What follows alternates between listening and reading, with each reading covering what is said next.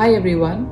Persimmon is my favorite winter fruit. I absolutely love it and I would hate for it to go waste when it gets ripe. Today we are going to make a persimmon bread so we can put all our super ripe persimmons to good use.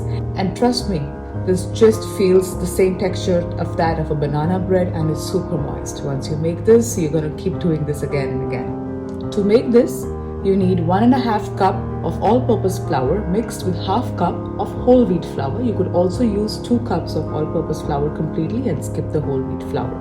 I'll use about 1 teaspoon of vanilla essence, a pinch of ground cinnamon, 1.5 teaspoons of baking soda. I have about 1/2 cup of date sugar here. You could replace it with regular sugar as well. I have 1/2 cup of oil. We will use a pinch of salt. This is ground nutmeg, so again a pinch of ground nutmeg, 3 eggs, and I have about 5 extremely ripe persimmon here. So now let's get started. We'll start by greasing our loaf pan with some oil.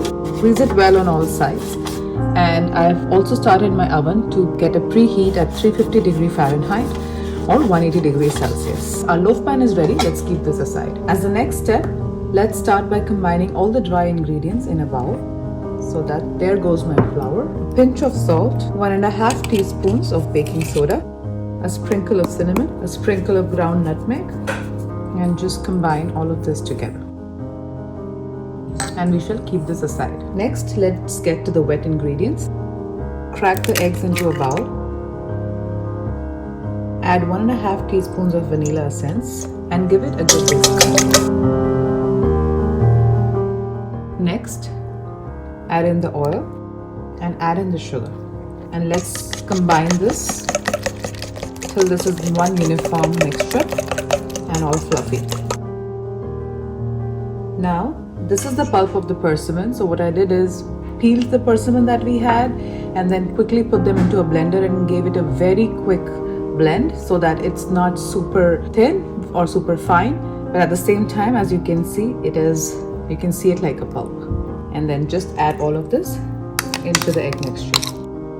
You don't need much sugar for this recipe because ripe persimmons are extremely sweet.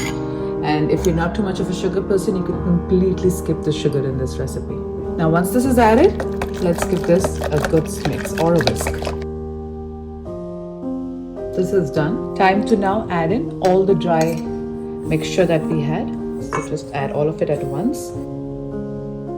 And then gently fold it into this mixture.